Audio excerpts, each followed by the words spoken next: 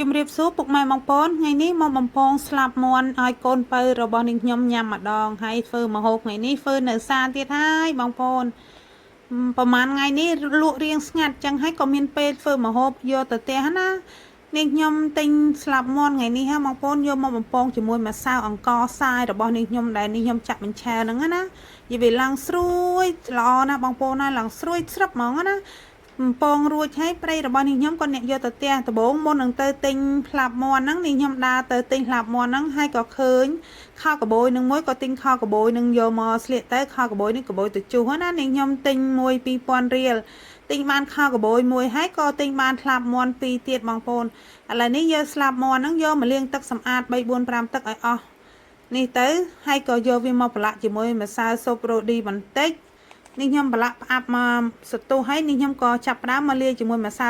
ចោលសិននេះខ្ញុំក៏ប៉ាពីចោលសិនណាស្លាប់មាន់ហ្នឹងនេះខ្ញុំមកលាយម្សៅអង្ករខ្សាយសិននេះខ្ញុំដាក់ជាមួយពងទាមកគ្រាប់តែមកគ្រាប់ហ្នឹងនេះខ្ញុំយកតែអាក្រហមបន្តិចណាហើយក៏បន្ទាប់មកទៀតដាក់ជាមួយម្សៅស៊ុបរ៉ូឌីបន្តិចនិងប៊ីចេងបន្តិចហើយក៏បន្ថែមជាមួយខ្ទិះដូងបន្តិចទៀតបងប្អូននេះខ្ញុំអត់ដាក់អំបិលទេព្រោះអីខ្លាចវាប្រៃណាក៏ដាក់ជាមួយម្សៅអង្ករខ្សាយរបស់នាងខ្ញុំដែលនាងខ្ញុំលក់បញ្ឆៅហ្នឹងឯងដាក់ចូល3 4ស្ព្រាទៅនាងខ្ញុំក៏កូរវាឲ្យដាក់ទឹកចូលបន្តិចទឹកជាយើងហ្នឹងដាក់ចូលបន្តិចទៅកុំឲ្យរាវយកឲ្យខាប់បន្តិចបងប្អូនបើរាវបំពងទៅវាអត់សូវស្រួយទេនាងខ្ញុំលាយយករៀងខាប់បន្តិចហើយក៏ចាប់ផ្ដើមមកដាក់ខ្ទះចាក់ប្រេងឲ្យក្តៅហើយនេះខ្ញុំក៏រោយជាមួយស្លឹកខ្ទឹមបន្តិចណាក្នុងម្សៅហ្នឹងដាក់ជាមួយម្រេចថែមបន្តិចទៀតដើម្បីឲ្យមានរសជាតិកាន់តែឈ្ងុយឆ្ងាញ់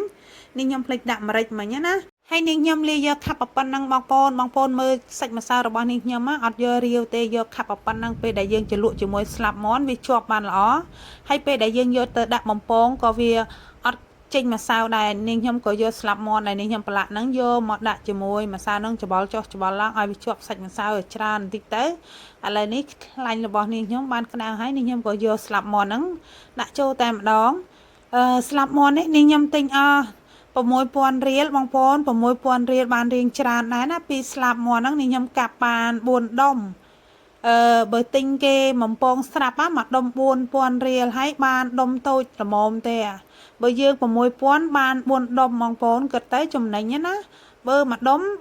4000ហើយបើយើងទិញគេនៅផ្សារអស់6000បានឡើង4ដុំអញ្ចឹងញ៉ាំចំណេញបងប្អូនអញ្ចឹងហើយនាងខ្ញុំ